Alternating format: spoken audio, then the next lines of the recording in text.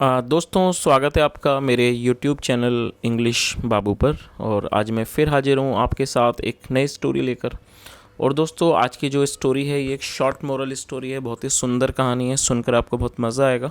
उसके अलावा इस स्टोरी में आपको कुछ नए इंग्लिश के वर्ड मीनिंग सीखने को मिलेंगे, उनकी करेक्ट प्रोनाउंसिएशन के बारे में पता चलेगा, और जो इसका ग्रामर का पार्ट है उसे हमेशा की तरह बिल्कुल डिटेल में कवर करेंगे, तो एक एक स्ट्रक्चर को आप बहुत आसानी से सीख पाएंगे। तो चलिए दोस्तों, आज की इस कहानी को हम शुरू करते हैं और सबसे पहले कहानी का टाइटल देखते हैं। कहानी का टाइटल है द वुल्फ्स प्लान। क्या मतलब हुआ दोस्तों? यहाँ वुल्फ के बाद एपेस्ट्रॉफी एस का प्रयोग किया गया है, जिसका मतलब होता है का के की। जब हम किसी के साथ कुछ जोड़ना चाहते हैं तो वहाँ पर एपेस्ट्रॉफी एस का प्रयोग किया जाता है।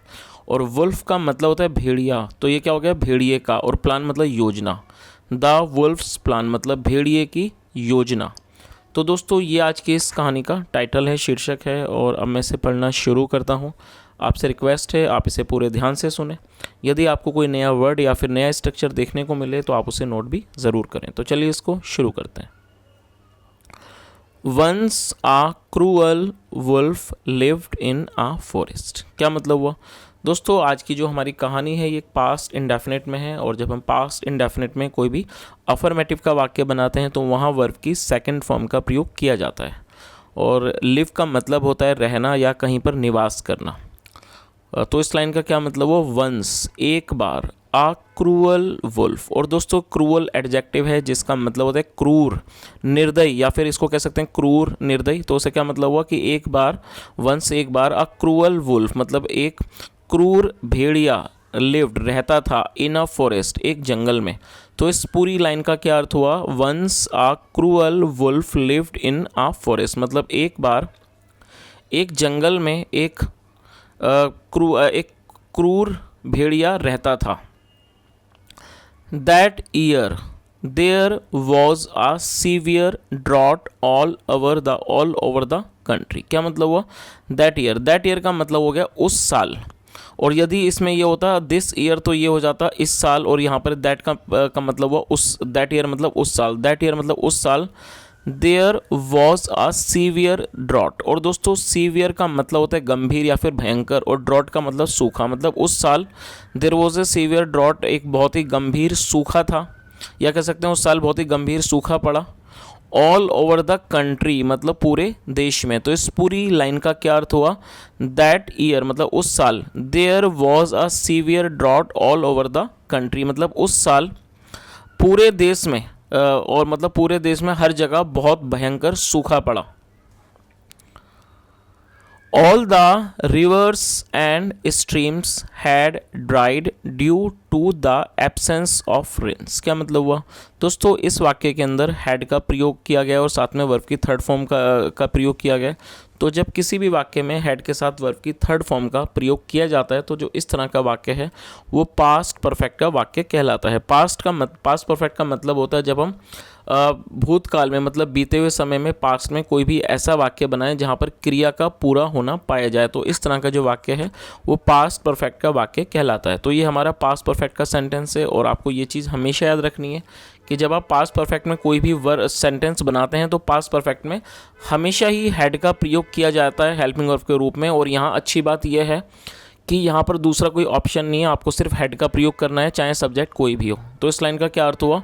ऑल द रिवर्स मतलब सारी नदियाँ, एंड स्ट्रीम्स, स्ट्रीम्स का मतलब होता है छोटे नदी नाले या कह सकते हैं झरना, उसे स्ट्रीम कहा जाता है। मतलब all the rivers and streams मतलब सारी नदियाँ और नाले झरने हैड ड्राइड सूख चुके थे due to the absence of rains. Due to का मतलब होता है की वजह से, एब्सेंस का मतलब होता है अनुपस्थिति, और ऑफ रेन्स मतलब बारिश की। तो इस पूरी लाइन का क्या अर्थ हुआ? All the rivers and streams had dried due to the absence of rains मतलब सभी नदियाँ और जो नाले थे वो सूख चुके थे बारिश की अनुपस्थिति की वजह से। चलिए आगे देखिए।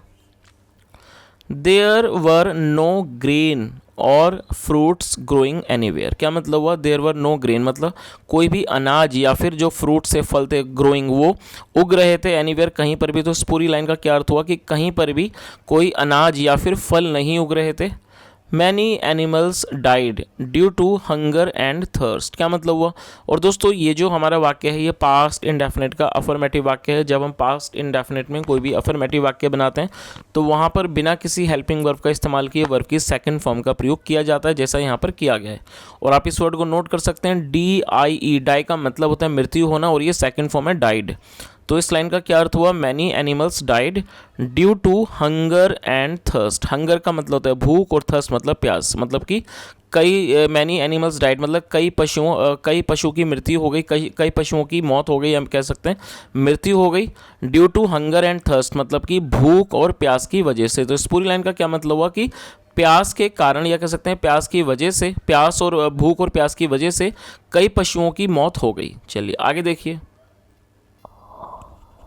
The cruel wolf was very hungry. और दोस्तों ये जो हमारा वाक्य है ये सिंपल पास्ट का वाक्य है। जब हम पास्ट में कोई भी ऐसा वाक्य बनाते हैं जहाँ पर वॉज या वर का प्रयोग करते हैं हेल्पिंग ऑफ के रूप में, और साथ में कोई भी नाउन या फिर एडजेक्टिव को लेकर वाक्य बनाते हैं, इस तरह का जो वाक्य है वो सिंपल पास्ट का वाक्य कहलाता है। और आपको ये चीज़ हमेशा ही याद रखनी कि जब हम कोई भी वाक्य बनाते हैं चाहे सिंपल प्रेजेंट में या सिंपल पास्ट में, तब वहाँ पर कभी भी किसी भी तरह की वर्ब का प्रयोग नहीं किया जाता है। और दोस्तों ये जो आप वर्ड देख रहे हैं हंग्री, ये एडजेक्टिव है, इसका मतलब होता है भूखा। तो इस लाइन का क्या अर्थ हुआ? The cruel wolf was very hungry, मतलब जो क्रूर, जो निर्दयी, वो जो भेड़िया था वो बहुत भूखा था। He had become very thin. और दोस्तों ये जो हमारा वाक्य है ये पास्ट परफेक्ट का वाक्य है। जैसे मैंने आपको ऊपर बताया था, जब हैड के साथ वर्ब की थर्ड फॉर्म का प्रयोग किया जाता है तो वो पास्ट परफेक्ट का वाक्य कहलाता है।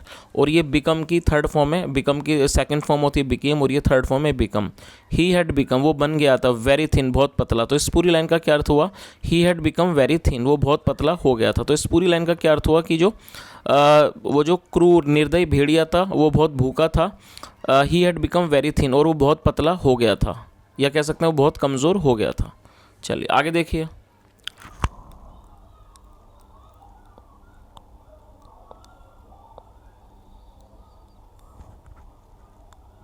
वन डे, एक दिन, he spotted a flock of sheep in a meadow. क्या मतलब हुआ?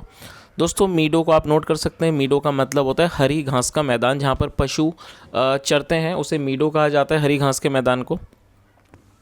और स्पॉट का मतलब होता है किसी को देख लेना, किसी चीज़ का पता लगना। तो इस लाइन का क्या अर्थ हुआ? वन डे, एक दिन, he spotted a flock of sheep. Flock of sheep मतलब कि भेड़ों का झुंड, मतलब वो जो उसने, और ये जो ही है वो उस क्रूर भेड़िए के लिए इस्तेमाल किया गया इस वर्ड को ही। वन डे मतलब एक दिन, he spotted a flock of sheep in a meadow मतलब एक दिन उसने एक भेड़ के झुंड को मीडो में, मतलब कि हरी घास के मैदान में देखा। The shepherd had left them unattended, और यहाँ पे ये हैड के साथ थर्ड फॉर्म का प्रयोग किया गया है, तो ये पास्ट परफेक्ट का वाक्य है। और दोस्तों लीव की थर्ड फॉर्म होती है लेफ्ट, जिसका मतलब है छोड़ देना या कहीं पर रवाना होना, इसका मतलब है छोड़ना। तो इस लाइन का क्या अर्थ हुआ? The shepherd had left them. और दोस्तों दैम जो है वो ऑब्जेक्ट के रूप में प्रयोग किया गया है, और ये जो दैम है ये उन भेड़ों के लिए यूज़ किया गया है। और अनअटेंडेड का मतलब होता है ऐसी स्थिति जब कोई देखने वाला ना हो, कोई देखभाल करने वाला ना हो। तो इस पूरी लाइन का क्या अर्थ हुआ? The shepherd had left them unattended, मतलब जो शेफर्ड था, शेफर्ड का मतलब चरवाहा, जो चरवाहा था उसने उनको अनअटेंडेड छोड़ दिया था, मतलब किसी बिना किसी देखभाल के छोड़ दिया था। He had also left some buckets of water for them to drink। क्या मतलब हुआ? He had also left some buckets of water, और उसने कुछ बाल्टियाँ पानी की भी छोड़ दी थी फॉर देम, उनके लिए, टू ड्रिंक, पीने के लिए। तो इस पूरी लाइन का क्या अर्थ हुआ कि जो उसने उनके लिए कुछ बाल्टियाँ पानी की भी छोड़ दी थी उनको पीने के लिए। चलिए आगे देखिए। The wolf spotted the sheep and thought, ये जो वॉल्फ था, भेड़िया था, स्पॉटेड द थीफ, उसने भेड़ों को देखा, स्पॉट किया मतलब उसको, उनको देखा, एंड थॉट, और उसने सोचा, I will eat all the sheep and drink all the water too. क्या मतलब हुआ? दोस्तों ये जो हमारा वाक्य है ये फ्यूचर इंडेफिनिट का प्रयोग किया गया, फ्यूचर इंडेफिनिट का वाक्य है। जब हम फ्यूचर में कोई भी वाक्य बनाते हैं तो वहाँ पर विल का प्रयोग किया जाता है हेल्पिंग ऑफ के रूप में। तो इस लाइन का क्या अर्थ हुआ? आई विल ईट, उसने क्या सोचा? I will eat all the sheep मतलब मैं सारी भेड़ों को खा जाऊंगा, and drink all the water too, और सारे पानी को भी पी जाऊंगा, और टू मतलब भी। चलिए आगे देखिए। ही सैड, उसने कहा, फ्रेंड्स, दोस्तों, आई एम वेरी इल। दोस्तों ये जो हमारा वाक्य है सिंपल प्रेजेंट का वाक्य है, जैसे मैंने आपको ऊपर बताया था सिंपल पास्ट, ठीक उसी तरह से सिंपल प्रेजेंट के भी वाक्य होते हैं जहाँ पर इज एम आर का प्रयोग किया जाता है हेल्पिंग ऑफ के रूप में और साथ में कोई भी नाउन या फिर एडजेक्टिव को लेकर वाक्य बनाया जाता है। तो उसने क्या कहा कि ही सेड, उसने कहा दोस्त फ्रेंड्स आई एम वेरी इल, मतलब दोस्तों मैं बहुत बीमार हूँ। I can not move at all, move का मतलब होता है हिलना, तो उसने क्या कहा आई can not move at all, मैं बिल्कुल भी हिल डुल नहीं सकता, मैं बिल्कुल नहीं हिल सकता। तो उसने क्या कहा कि दोस्तों मैं बहुत बीमार हूँ, I can not move at all, और वो मैं बिल्कुल भी हिल डुल नहीं सकता। Can any one of you give me some water to drink, क्या कहा उसने, can any one of you, क्या मतलब क्या आप में से कोई, गिव मी सम वाटर, मुझे थोड़ा पानी दे सकते हैं, टू ड्रिंक पीने के लिए। तो इस पूरी लाइन का क्या अर्थ हो, उसने क्या कहा कि क्या आप में से कोई मुझे थोड़ा पानी दे सकते हो पीने के लिए। चलिए आगे देखिए।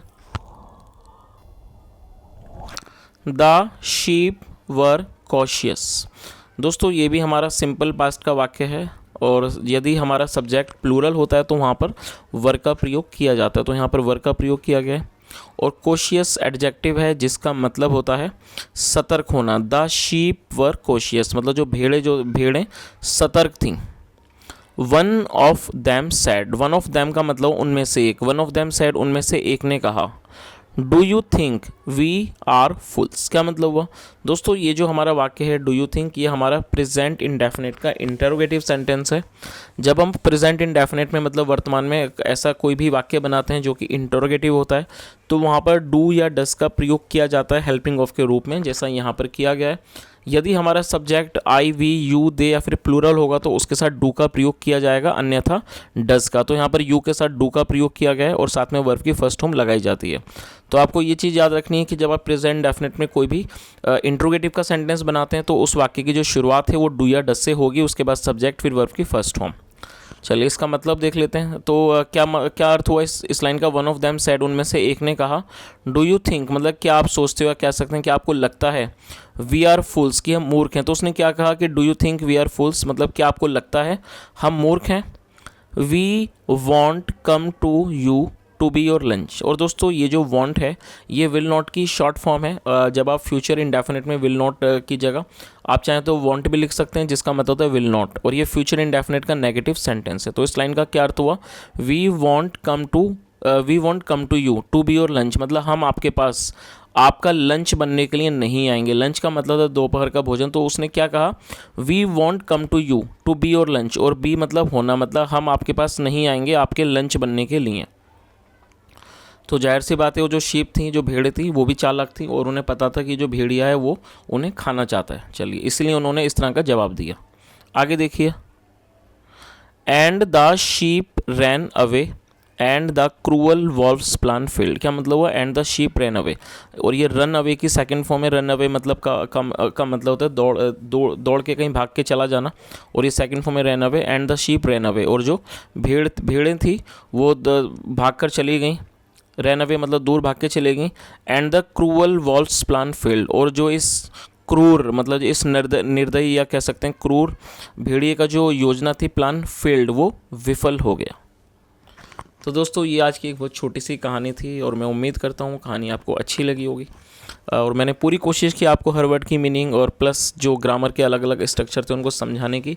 यदि आपको मेरा प्रयास अच्छा लगा हो तो आपसे रिक्वेस्ट है वीडियो को ज़रूर लाइक करें, शेयर करें और चैनल को सब्सक्राइब करें। और दोस्तों यदि आज की स्टोरी में आपने कोई भी नया वर्ड सीखा हो या फिर कोई भी नया स्ट्रक्चर सीखा हो तो कमेंट के माध्यम से ज़रूर बताएँ। यहाँ तक सुनने के लिए thank you so much. Have a nice day and bye.